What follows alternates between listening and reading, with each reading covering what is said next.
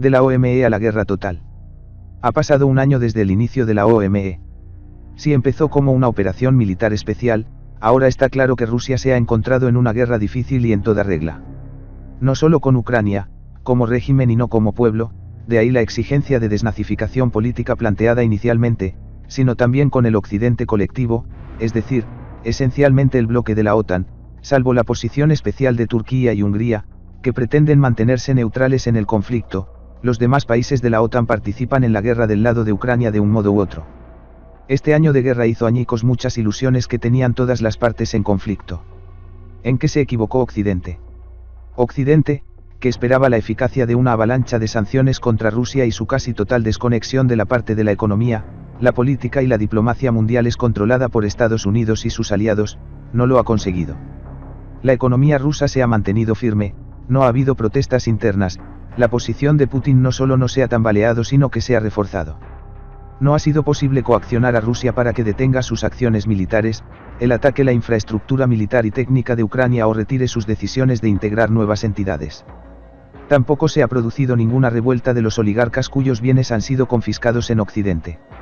Rusia ha sobrevivido, a pesar de que Occidente creía seriamente que caería. Desde el comienzo del conflicto, Rusia, al darse cuenta de que las relaciones con Occidente se desmoronaban, ha dado un brusco giro hacia los países no occidentales, sobre todo China, Irán, los países islámicos, pero también India, Iberoamérica y África, declarando clara y contrastadamente su determinación de construir un mundo multipolar. En parte, Rusia, al tiempo que reforzaba su soberanía, ya lo había hecho antes, pero con vacilaciones, no de forma coherente, volviendo constantemente a los intentos de integrarse en el Occidente global. Ahora esta ilusión se ha disipado por fin, y a Moscú no le queda más remedio que lanzarse de cabeza a la construcción de un orden mundial multipolar. Esto ya ha dado algunos resultados, pero estamos al principio del camino. Los planes de Rusia han cambiado significativamente. Sin embargo, las cosas no salieron como estaba previsto para la propia Rusia. Aparentemente, el plan era asestar un golpe rápido y letal contra Ucrania, apresurarse a sitiar Kiev y obligar al régimen de Zelensky a capitular, sin esperar a que Ucrania atacara Donbass y luego Crimea, lo que estaba siendo preparado por Occidente bajo la apariencia de un acuerdo formal con los acuerdos de Minsk y con el apoyo activo de las élites globalistas, Soros, Nuland, el propio Biden y su gabinete. El plan consistía entonces en llevar al poder a un político moderado, como Medvedchuk, y comenzar a restablecer las relaciones con Occidente, como tras la reunificación con Crimea. No estaba prevista ninguna reforma económica, política o social significativa. Todo debía seguir como antes. Sin embargo, las cosas no fueron así en absoluto. Tras los primeros éxitos reales, se pusieron de manifiesto ciertos errores de cálculo en la planificación estratégica de toda la operación.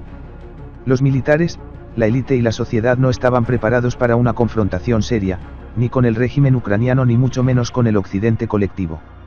La ofensiva se estancó ante la desesperada y feroz resistencia de un adversario con un apoyo sin precedentes de la maquinaria militar de la OTAN. Probablemente, el Kremlin no tuvo en cuenta ni la disposición psicológica de los nazis ucranianos a luchar hasta el último ucraniano, ni la magnitud de la ayuda militar occidental. Además, no tuvimos en cuenta los efectos de 8 años de propaganda intensiva, que inculcó a la fuerza la rusofobia y el nacionalismo histérico extremo día tras día en toda la sociedad ucraniana. Mientras que en 2014 la gran mayoría del este de Ucrania, Novorosia, y la mitad de la población del centro del país tenían una disposición positiva hacia Rusia, aunque no tan radicalmente pro como los residentes de Crimea y Donbass, en 2022 este equilibrio ha cambiado, el odio hacia los rusos ha aumentado significativamente y las simpatías prorrusas han sido reprimidas violentamente, a menudo mediante la represión directa, la violencia, la tortura y las palizas. En cualquier caso, los partidarios activos de Moscú en Ucrania se han vuelto pasivos e intimidados, mientras que los indecisos se han pasado al bando del neonazismo ucraniano, alentado de todas las formas posibles por Occidente, con fines puramente pragmáticos y geopolíticos. Hasta un año después, Moscú no se dio cuenta de que no se trataba de un OME, sino de una guerra en toda regla. Ucrania estaba preparada. Ucrania estaba más preparada que nadie para las acciones de Rusia, de las que empezó a hablar en 2014, cuando Moscú no tenía ni remotas intenciones de ampliar el conflicto y la reunificación con Crimea parecía suficiente. Si algo sorprendió al régimen de Kiev fueron precisamente los fracasos militares rusos que siguieron a los éxitos iniciales. Esto elevó enormemente la moral de la sociedad ucraniana, ya impregnada de una rusofobia rampante y un nacionalismo exaltado. Llegó un momento en que Ucrania decidió luchar seriamente contra Rusia hasta el final. Kiev, dada la enorme ayuda militar de Occidente, creía en la posibilidad de la victoria, y esto se convirtió en un factor muy significativo para la psicología ucraniana. Lo único que cogió por sorpresa al régimen de Kiev fue un ataque preventivo de Moscú, cuya preparación muchos consideraron un farol. Kiev planeó lanzar una acción militar en el Donbass mientras se preparaba, confiando en que Moscú no atacaría primero. Pero el régimen de Kiev también se preparó a fondo para repeler un probable ataque, que se habría producido en cualquier caso. Nadie se hacía ilusiones a este respecto. Durante 8 años, ha estado trabajando ininterrumpidamente para reforzar varias líneas de defensa en Donbass, donde se esperaba que tuvieran lugar las principales batallas. Los instructores de la OTAN prepararon unidades ligadas y dispuestas para el combate, saturándolas con los últimos avances técnicos. Occidente no dudó en aplaudir la formación de formaciones neonazis punitivas dedicadas al terror masivo directo contra la población civil en el Donbass. Y fue allí donde el avance ruso fue más difícil. Ucrania estaba preparada para la guerra precisamente porque quería empezarla ella misma en cualquier día. Moscú, por su parte, mantuvo todo en secreto hasta el último momento, lo que hizo que la opinión pública no estuviera del todo preparada para lo que siguió el 24 de febrero de 2022. La élite liberal rusa es rehén de la OME. Pero la mayor sorpresa fue el comienzo de la OME para la élite liberal pro-occidental rusa. Esta élite estaba individual y casi institucionalmente profundamente integrada en el mundo occidental. La mayoría había guardado sus ahorros, a veces gigantescos, en Occidente y participaba activamente en transacciones de valores y en el comercio de acciones. La OME puso efectivamente a esta élite en riesgo de ruina total. Y en la propia Rusia, esta práctica habitual era percibida por muchos como una traición a los intereses nacionales.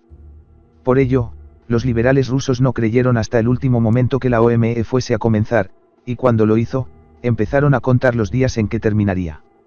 Convertida en una guerra larga y prolongada de resultado incierto, la OME fue un desastre para todo este segmento liberal de la clase dirigente. Todavía algunos en la élite están haciendo intentos desesperados para detener la guerra, y en cualquier término, pero ni Putin, ni las masas, ni Kiev, ni siquiera Occidente, que se ha dado cuenta de la debilidad de Rusia, algo sumida en el conflicto, y va a llegar hasta el final en su percibida desestabilización. Aliados volubles y soledad rusa. Creo que los amigos de Rusia también se sintieron en parte decepcionados por el primer año de la OME. Probablemente muchos pensaron que sus capacidades militares eran tan importantes y estaban tan consolidadas que el conflicto con Ucrania debería haberse resuelto con relativa facilidad.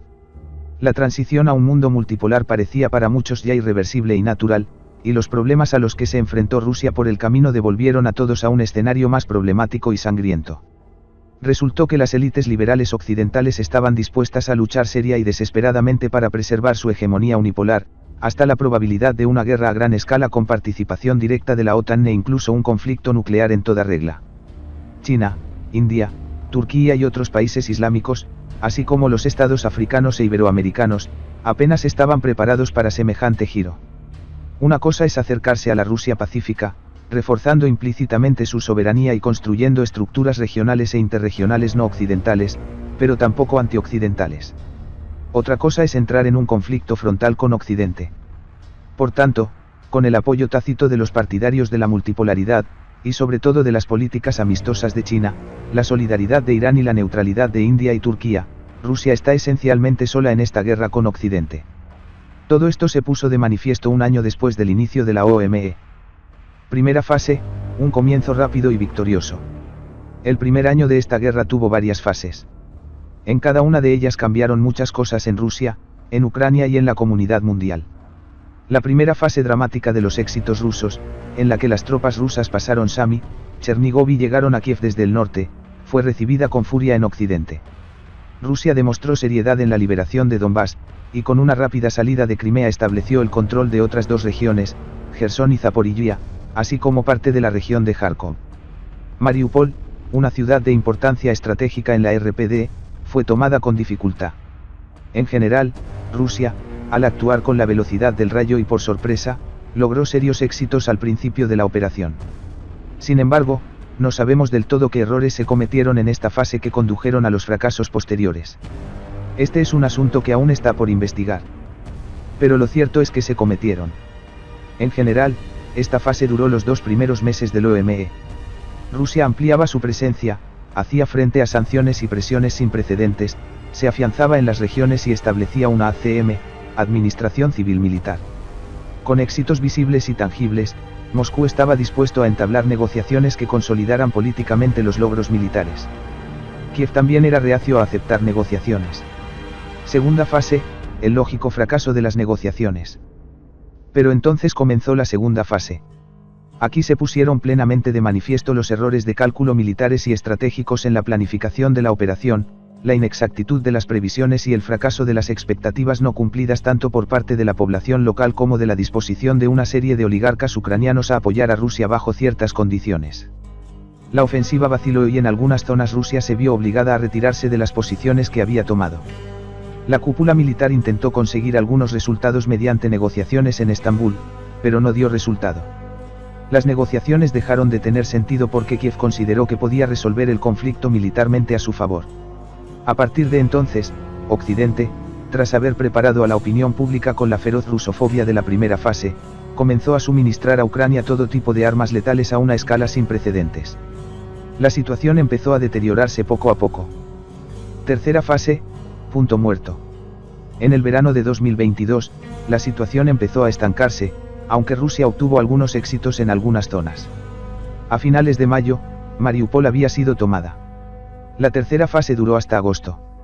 Durante este periodo, se puso de manifiesto con toda su fuerza la contradicción entre la idea de la OME como una operación rápida y ágil, que debía entrar en la fase política, y la necesidad de luchar contra un enemigo fuertemente armado, que contaba con el apoyo logístico, de inteligencia, tecnológico, de comunicaciones y político de todo Occidente.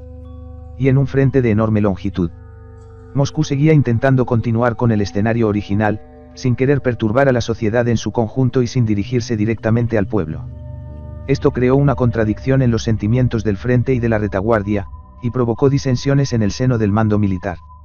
Los dirigentes rusos no querían dejar entrar la guerra, aplazando por todos los medios posibles el imperativo de la movilización parcial, que para entonces se había convertido en urgente. Durante este periodo, Kiev y Occidente en su conjunto recurrieron a tácticas terroristas, asesinatos de civiles en la propia Rusia, voladura del puente de Crimea y, posteriormente, de los gasoductos Nord Stream. Cuarta fase, contraataques del régimen de Kiev. Así entramos en la fase 4, que estuvo marcada por una contraofensiva de las FAU en la región de Kharkov, ya parcialmente bajo control ruso al comienzo de la OME. También se intensificaron los ataques ucranianos en el resto del frente, y el suministro masivo de unidades HIMARS y el suministro del sistema cerrado de comunicaciones por satélite Starlink, junto con otra serie de material militar, crearon graves problemas al ejército ruso, para los que no estaba preparado en la primera fase. La retirada en el Oblast de Kharkov, la pérdida de Kupiansk e incluso de Krasny Liman, una ciudad de la RPD, fue el resultado de una guerra a medias, por utilizar la acertada definición de Vladlen Tatarsky. También aumentaron los ataques contra territorios antiguos, con bombardeos regulares contra Belgorod y el Oblast de Kursk. El enemigo también alcanzó algunos objetivos con drones en lo más profundo del territorio ruso. Ya no era posible luchar y no luchar al mismo tiempo, es decir, mantener a la sociedad al margen de lo que ocurría en los nuevos territorios. Fue entonces cuando la OME se convirtió en una guerra en toda regla. Más concretamente, este hecho consumado fue finalmente realizado en serio por los dirigentes rusos. Quinta fase, el giro decisivo. A estos fracasos siguió una quinta fase que, aunque con mucho retraso, cambió el curso de las cosas. Putin toma las siguientes medidas: anuncio de movilización parcial, remodelación de la cúpula militar, creación de un Consejo de Coordinación de Operaciones Especiales, sometimiento de la industria militar a un régimen más estricto, endurecimiento de las medidas por fallos en el orden de defensa del Estado, etc. Esta fase culminó con el referéndum sobre su integración a Rusia en 4 entidades: las regiones de la RPD, RPL, Gerson y Zaporilla, la decisión de Putin de admitirlas en Rusia y su discurso de apertura del 30 de septiembre con este motivo, en el que por primera vez declaró con toda franqueza la oposición de Rusia a la hegemonía liberal occidental, su plena e irreversible determinación de construir un mundo multipolar y el inicio de la fase aguda de la guerra de civilizaciones, en la que la civilización moderna de Occidente fue declarada satánica. En su posterior discurso de Valdai, el presidente reiteró y desarrolló las tesis principales. Aunque Rusia ya se vio obligada a rendir Gerson después de eso, al retirarse más, se detuvieron los ataques de las FAU, se reforzaron las defensas de las líneas que controlaban y la guerra entró en una nueva fase. El siguiente paso en la escalada fue la destrucción periódica por parte de Rusia de las infraestructuras técnico-militares y, en ocasiones, energéticas de Ucrania con bombardeos de misiles. La limpieza de la sociedad desde dentro ha comenzado, los traidores y colaboradores del enemigo han abandonado Rusia, los patriotas han dejado de ser un grupo marginal cuyas posturas de abnegada devoción a la patria se han convertido al menos externamente en la corriente ética dominante. Mientras que los liberales solían recopilar denuncias sistemáticas contra cualquiera que mostrara algún signo de opiniones izquierdistas o conservadoras críticas con los liberales, Occidente, etc., ahora, por el contrario, cualquiera con sentimientos liberales es automáticamente sospechoso de ser al menos un agente extranjero, o incluso un traidor, saboteador y simpatizante terrorista. Se empezaron a prohibir los conciertos y discursos públicos de opositores abiertos a la OME. Rusia inició el camino hacia su transformación ideológica. Sexta fase, de nuevo el equilibrio. Poco a poco, el frente se estabiliza y vuelve a producirse un nuevo estancamiento. Ahora ninguno de los adversarios puede cambiar las tornas. Rusia se ha reforzado con una reserva movilizada. Moscú ha apoyado a los voluntarios y, en especial, a la PMC de Wagner, que ha logrado importantes avances para cambiar las tornas en los teatros de guerra locales. Se tomaron muchas medidas necesarias para abastecer al ejército y el equipo necesario. El movimiento de voluntarios estaba en pleno apogeo. La guerra ha entrado en la sociedad rusa. Esta sexta fase dura hasta nuestros días. Se caracteriza por un relativo equilibrio de poder. Ambas partes no pueden avanzar de forma decisiva y determinante en este estado. Pero Moscú, Kiev y Washington están dispuestos a continuar el enfrentamiento durante el tiempo que sea necesario. En otras palabras, la cuestión de cuándo terminará el conflicto en Ucrania ha perdido su significado y su relevancia. Solo ahora hemos entrado realmente en la guerra, hemos tomado conciencia de este hecho. Es una especie de estar en guerra. Es una existencia difícil, trágica y dolorosa a la que la sociedad rusa no estaba acostumbrada desde hacía mucho tiempo y que la mayoría de la gente ni siquiera conocía realmente. El uso de armas nucleares, el argumento final. La gravedad del enfrentamiento de Rusia con Occidente ha suscitado nuevos interrogantes sobre la probabilidad de que este conflicto pueda derivar en una escalada nuclear. Las armas nucleares tácticas, ANT, y las armas nucleares estratégicas, ANE, fueron objeto de debate a todos los niveles, desde los gobiernos hasta los medios de comunicación.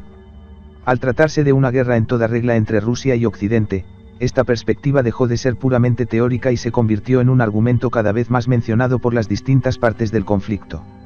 Hay que hacer algunos comentarios sobre este punto. Aunque el estado real de la tecnología nuclear es altamente clasificado, y nadie puede estar totalmente seguro de cómo son las cosas en realidad, se cree, y probablemente con razón, que las capacidades nucleares rusas, así como los medios para utilizarlas a través de misiles, submarinos y otros medios, son suficientes para destruir Estados Unidos y los países de la OTAN. Por el momento, la OTAN no dispone de medios suficientes para protegerse de un posible ataque nuclear ruso. Por lo tanto, en caso de emergencia, Rusia tiene la opción de recurrir a este argumento de último recurso. Putin ha sido bastante claro sobre lo que quiere decir con esto.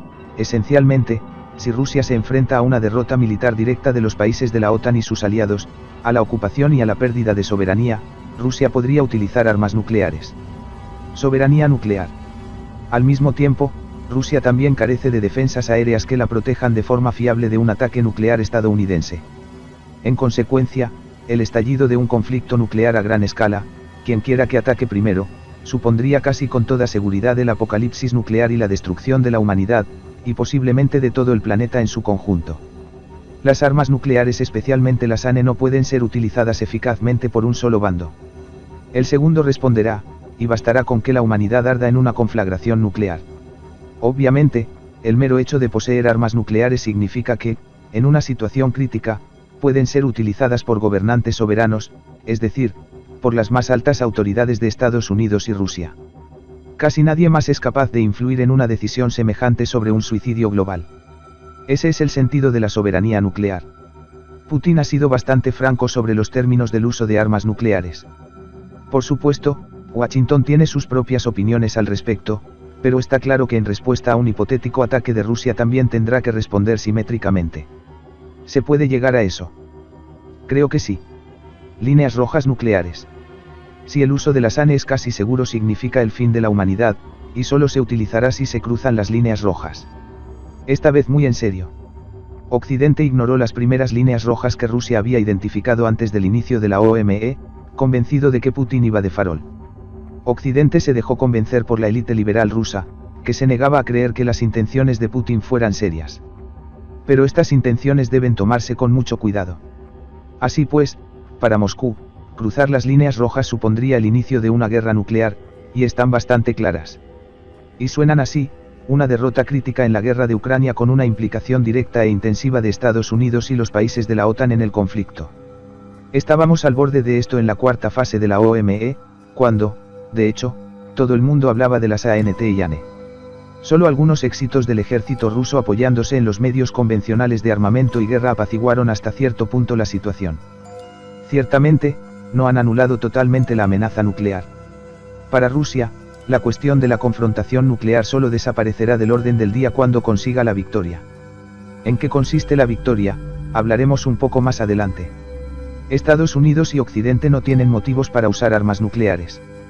Para Estados Unidos y la OTAN, donde se encuentran, no existe motivación alguna para utilizar armas nucleares, ni siquiera en un futuro previsible. Solo se utilizarían en respuesta a un ataque nuclear de Rusia, que no se produciría sin una razón fundamental, es decir, sin una amenaza seria incluso fatal de derrota militar. Incluso imaginando que Rusia se hiciera con el control de toda Ucrania, eso no acercaría a Estados Unidos a sus líneas rojas. En cierto sentido, Estados Unidos ya ha conseguido grandes resultados en su enfrentamiento con Rusia, ha desbaratado una transición pacífica y sin sobresaltos hacia la multipolaridad, ha aislado a Rusia del mundo occidental y la ha condenado a un aislamiento parcial, ha logrado demostrar cierta debilidad de Rusia en el ámbito militar y técnico, ha impuesto graves sanciones, ha contribuido al deterioro de la imagen de Rusia entre quienes eran sus aliados reales o potenciales, ha actualizado su arsenal militar y técnico y ha probado nuevas tecnologías en situaciones reales. Si se puede vencer a Rusia por otros medios, el Occidente colectivo estará más que encantado de hacerlo. Por cualquier medio, excepto el nuclear. En otras palabras, la posición de Occidente es tal que no tiene motivos para ser el primero en utilizar armas nucleares contra Rusia, ni siquiera en un futuro lejano. Pero Rusia sí. Sin embargo, todo esto depende de Occidente. Si no se lleva a Rusia a un callejón sin salida, puede evitarse fácilmente. Rusia solo irá por la destrucción de la humanidad si la propia Rusia es llevada al borde de la aniquilación. Kiev condenado. Y por último, Kiev. Kiev se encuentra en una situación muy difícil. Zelensky ya pidió una vez, después de que un misil ucraniano cayera en territorio polaco, a sus socios y patrocinadores occidentales que lanzaran un ataque nuclear contra Rusia. ¿Cuál era su idea? El hecho es que Ucrania está condenada en esta guerra desde todos los puntos de vista. Rusia no puede perder, ya que su línea roja es su derrota. Entonces todos perderán. El Occidente colectivo, aunque pierda algo, ya ha ganado mucho y no existe ninguna amenaza crítica de Rusia para los países europeos de la OTAN, y mucho menos para los propios Estados Unidos. Todo lo que se dice sobre este tema es pura propaganda. Pero Ucrania, en una situación en la que se ha encontrado varias veces en su historia, entre el martillo y el yunque, entre el imperio, blanco o rojo, y Occidente, está condenada. Los rusos no harán ninguna concesión y se mantendrán firmes hasta conseguir la victoria. Una victoria de Moscú significaría la derrota completa del régimen nazi pro-occidental de Kiev. Y como Estado nacional soberano, no habrá Ucrania ni siquiera en la aproximación más general. En tal situación, Zelensky, imitando en parte a Putin, proclama que está dispuesto a apretar el botón nuclear. Como no habrá Ucrania, es necesario destruir a la humanidad. En principio, esto puede entenderse, entra de lleno en la lógica del pensamiento terrorista. Solo que Zelensky no tiene botón nuclear. ¿Por qué no tiene soberanía? Pedir a Estados Unidos y a la OTAN que se suiciden a nivel mundial en nombre de la independencia, que no es más que una ficción, es, como mínimo, ingenuo. Armas sí, dinero sí, apoyo mediático sí, por supuesto, apoyo político sí, todo el que quieran. ¿Y nuclear? La respuesta es demasiado obvia. ¿Cómo se puede creer seriamente que Washington, por muy fanáticos que sean hoy los partidarios del globalismo, la unipolaridad y la preservación de la hegemonía a toda costa, vaya a ir hasta la destrucción de la humanidad en aras de la gloria a los héroes? Incluso perdiendo toda Ucrania, Occidente no pierde mucho. Y el régimen nazi de Kiev y sus sueños de grandeza mundial, por supuesto, se derrumbarán. En otras palabras, las líneas rojas de Kiev no deben tomarse en serio. Aunque Zelensky actúa como un maestro terrorista. Ha tomado como rehén a todo un país y amenaza con la destrucción de la humanidad. El fin de la guerra, los objetivos de Rusia. Tras un año de guerra en Ucrania, está bastante claro que Rusia no puede perder en ella. Se trata de un desafío existencial, ser o no ser un país, un estado, un pueblo. No se trata de adquirir territorios en disputa o de equilibrar la seguridad. Así era hace un año. Ahora las cosas son mucho más agudas. Rusia no puede perder y cruzar esta línea roja nos lleva de nuevo al tema del apocalipsis nuclear. Y en este tema todo el mundo debería tenerlo claro, no se trata solo de la decisión de Putin, sino de la lógica de toda la trayectoria histórica de Rusia, que en todas las etapas ha luchado contra la caída en la dependencia de Occidente, ya fuera la orden teutónica, la Polonia católica, el Napoleón burgués, el Hitler racista o los globalistas modernos. Rusia será libre o no será nada. Pequeña victoria, la liberación de nuevos territorios. Ahora lo que queda por considerar es la victoria. Aquí hay tres opciones. La escala mínima de victoria para Rusia podría consistir, en determinadas circunstancias, en poner bajo su control todos los territorios de las 4 nuevas entidades constituyentes de la Federación Rusa, las regiones de la RPD, RPL, Jersón y Zaporilla. Paralelamente, se produciría el desarme de Ucrania y se garantizaría plenamente su estatus neutral en un futuro previsible. Para ello, Kiev debe reconocer y aceptar la situación de facto. Con esto, el proceso de paz puede comenzar. Sin embargo, tal escenario es muy improbable. Los éxitos relativos del régimen de Kiev en la región de Kharkov han dado a los nacionalistas ucranianos la esperanza de que pueden derrotar a Rusia. La feroz resistencia en Donbass demuestra su intención de resistir hasta el final, invertir el curso de la campaña y pasar de nuevo a la contraofensiva, en todos los nuevos temas, incluida Crimea. Y es totalmente improbable que las actuales autoridades de Kiev acepten tal fijación del statu quo. Para Occidente, sin embargo, esta sería la mejor solución, ya que un respiro en las hostilidades podría utilizarse como los acuerdos de Minsk para militarizar aún más Ucrania. La propia Ucrania incluso sin estas zonas sigue siendo un territorio enorme, y la cuestión del estatus neutral podría confundirse en términos ambiguos. Moscú entiende todo esto, y Washington lo entiende un poco peor. Y los actuales dirigentes de Kiev no quieren entenderlo en absoluto. Victoria intermedia, la liberación de Novorosia. La versión media de la victoria para Rusia habría sido liberar todo el territorio de la Novorosia histórica, que incluye Crimea, 4 nuevas entidades rusas y 3 regiones más, Kharkov, Odessa y Mykolaiv, con partes de Kryvyi Rih, Dnipro y Poltava. Esto completaría la división lógica de Ucrania en Ucrania oriental y occidental, que tienen historias, identidades y orientaciones geopolíticas diferentes. Tal solución sería aceptable para Rusia y, sin duda, se percibiría como una victoria muy real, completando lo que se inició, y luego se interrumpió, en 2014. En conjunto, también convendría a Occidente, cuyos planes estratégicos serían más sensibles a la pérdida de la ciudad portuaria de Odessa.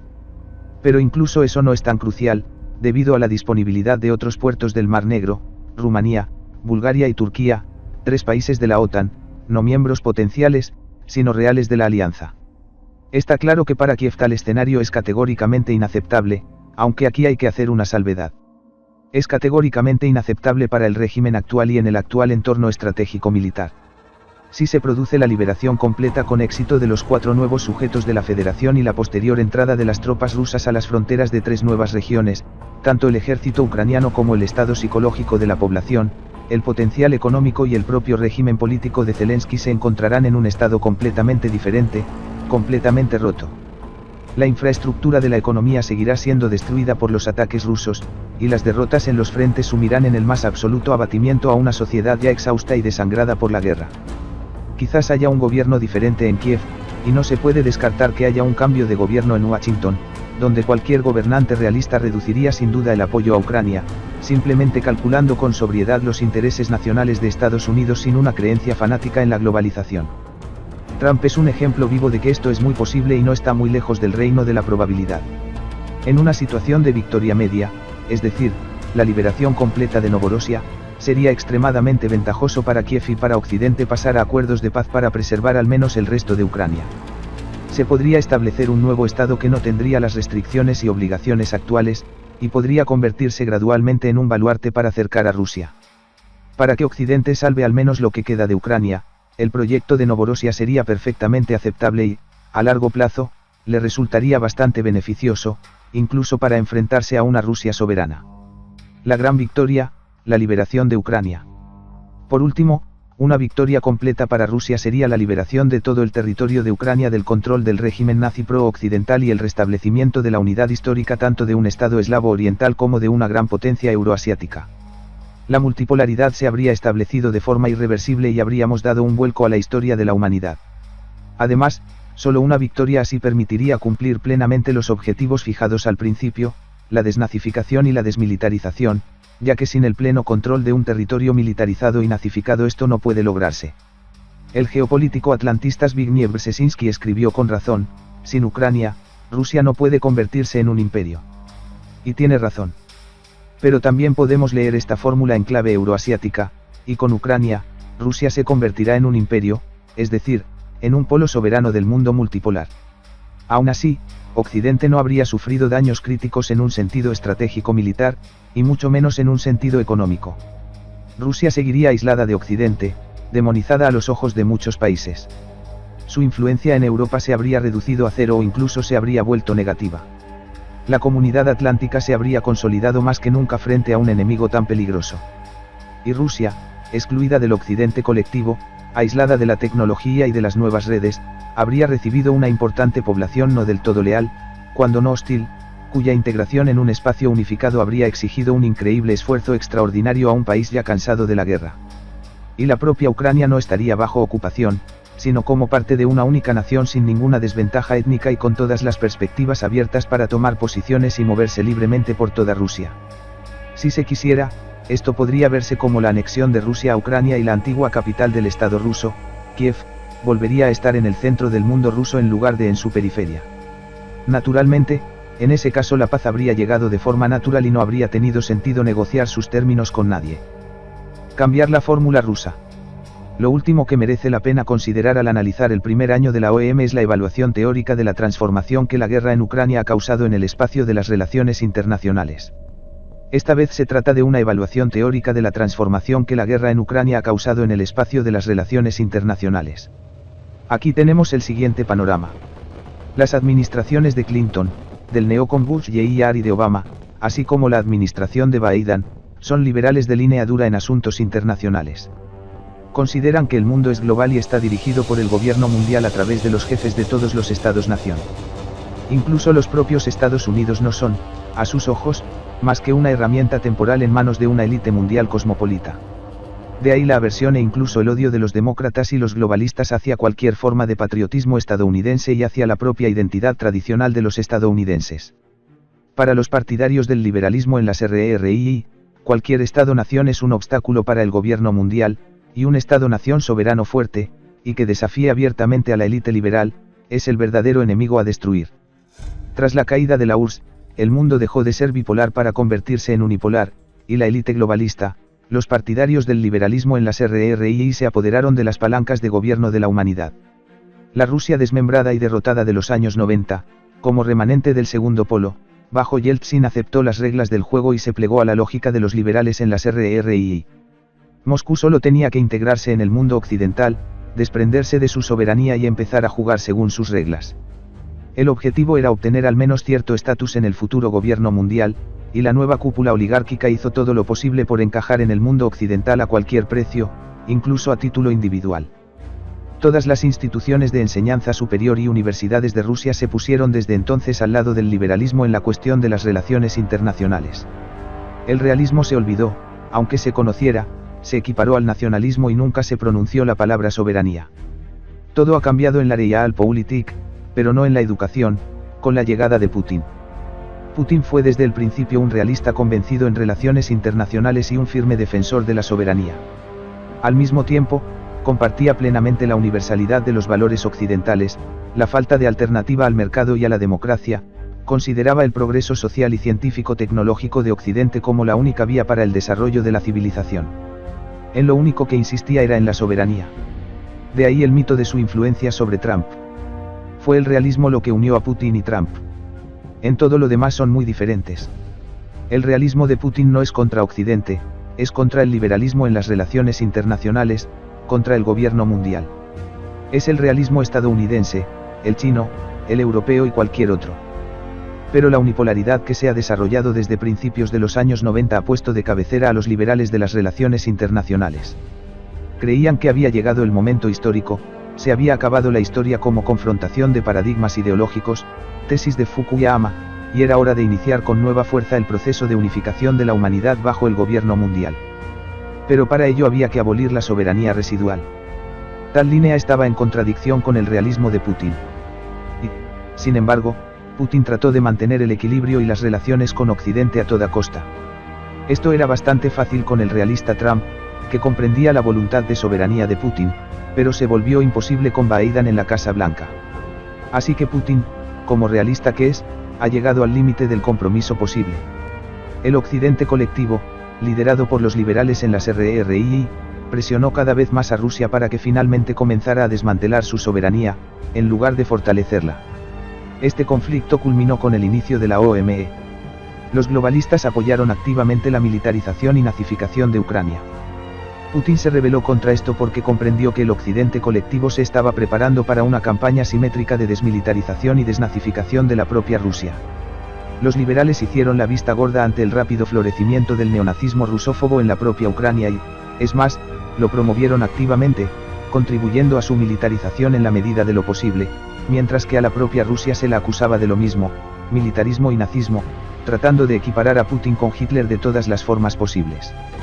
Putin comenzó la OME como un realista. No más que eso. Pero un año después la situación ha cambiado. Ha quedado claro que Rusia está en guerra contra la civilización liberal occidental moderna en su conjunto, contra el globalismo y los valores que Occidente impone a todos los demás. Este giro en la conciencia rusa de la situación mundial es quizá el resultado más importante de toda la OME. La guerra ha pasado de ser una defensa de la soberanía a un choque de civilizaciones. Rusia ya no se limita a insistir en una gobernanza independiente, compartiendo actitudes, criterios, normas, reglas y valores occidentales, sino que actúa como una civilización independiente, con sus propias actitudes, criterios, normas, reglas y valores. Rusia ya no es Occidente en absoluto.